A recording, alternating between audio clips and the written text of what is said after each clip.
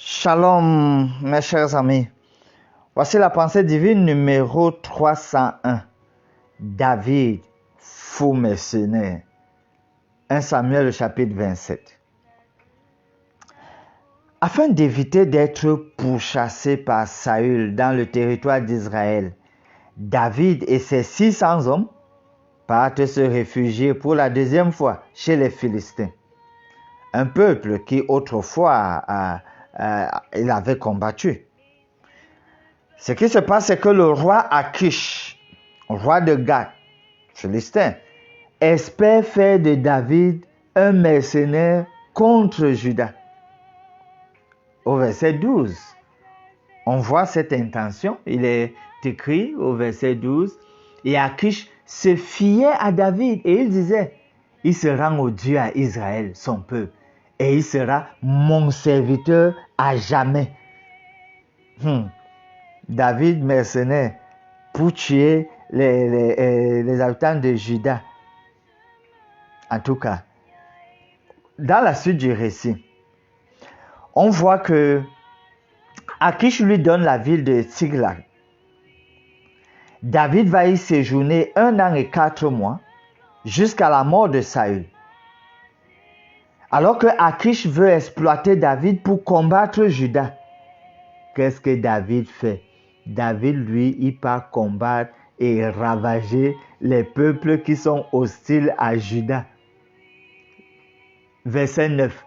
David ravageait cette contrée. Il ne laissait en vie ni homme ni femme. Et il enlevait les brebis, les bœufs, les ânes, les chameaux, les vêtements. Puis, s'en retournait et allait chez Achish.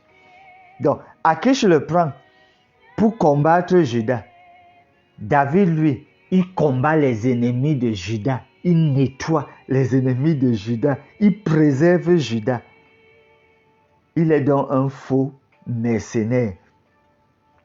Faux mercenaire, s'il faut regarder les attentes d'Achish, qui le prend, mais on va dire que à la fin, pour le peuple de Dieu, c'est bien.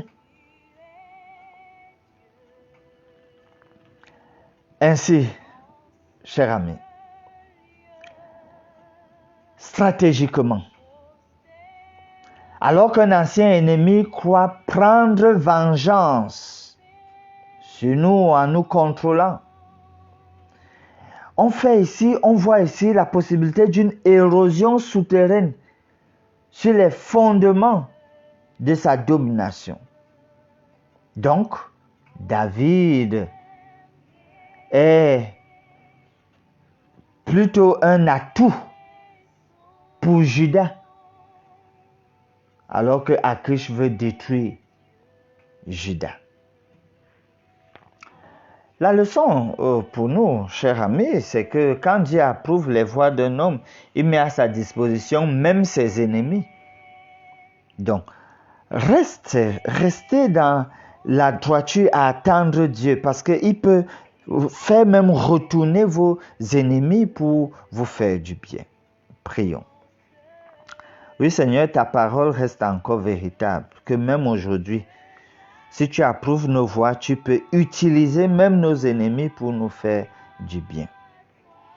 Donne-nous de garder cette foi et cette conviction en toi. Toutes choses pour ta gloire, nous prions au nom de Jésus. Amen.